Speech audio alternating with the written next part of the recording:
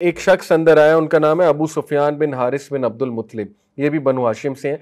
उन्होंने जब ये खबर सुनाई, अबू लहाब ने कहा तेरे पास क्या न्यूज़ है, मुझे एग्जैक्ट न्यूज़ जो है वो दे। तो उन्होंने कहा कि वो कहते हैं हमने अजीबो गरीब घोड़सवार देखे पाईबॉल्ड हॉर्सेस में, सफ़ेद लिबास में, और ये कौन थे? फरिश्ते थे।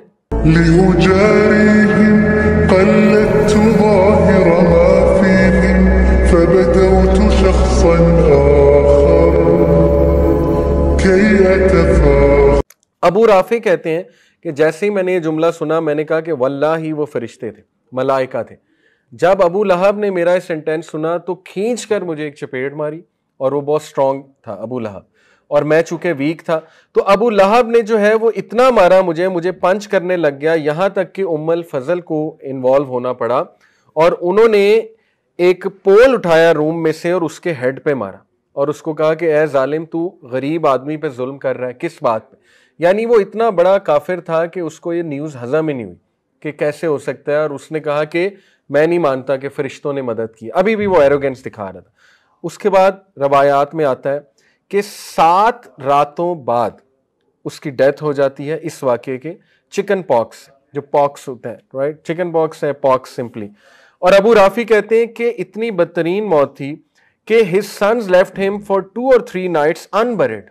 उसके बेटों ने 2-3 रातें उसे दफनाया ही नहीं, यानी इतनी बदबू आ रही थी और इतनी मतलब वो आ रहा था, नफरत आ रही थी उसकी लाश देख के, यहां तक कि वो डीकम्पोज होने लग गई।